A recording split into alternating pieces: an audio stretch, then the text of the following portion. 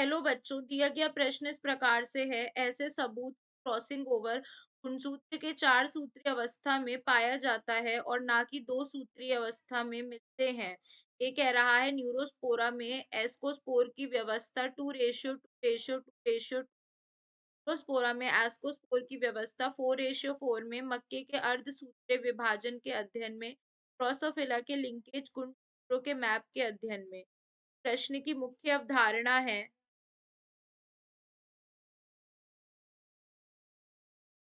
Crossing over.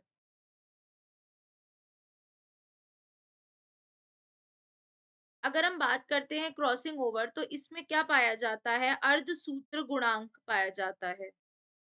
अर्धसूत्र गुणांक पाया जाता है इसमें। ठीक है, तो यह भी दो प्रकार से होते हैं। इनमें इनमें दो होते हैं। एक होता है मियोसिस 1 और दूसरा होता है मियोसिस 2। इस मियोसिस 1 की भी बहुत सारी स्टेजेस होती हैं, जैसे कि पहली होती है हमारी प्रोफेज 1, दूसरी होती है हमारी मेटाफेज 1, तीसरी होती है हमारी एनाफेज 1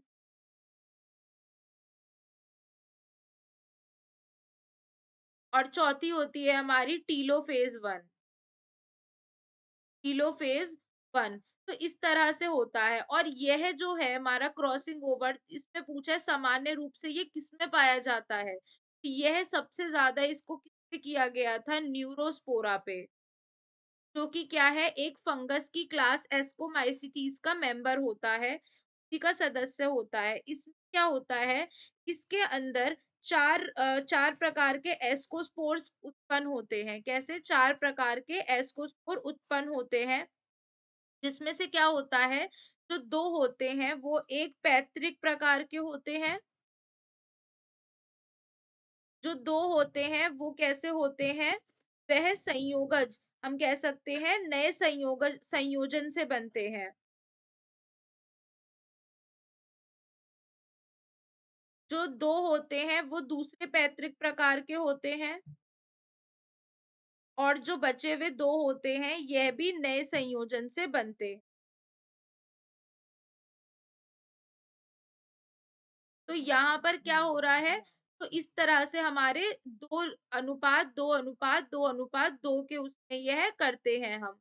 तो अब पहला कह रहा है हमसे न्यूरोस्पोरा में एस्कोस्पोर्स की व्यवस्था 2:2:2 में पाई जा रही है, तो यह हमारा सही है। दूसरा, तीसरा और चौथा गलत है। ए, विकल्प ए हमारा सही उत्तर है। आशा करती हूँ आपको समझ में आया होगा। धन्यवाद।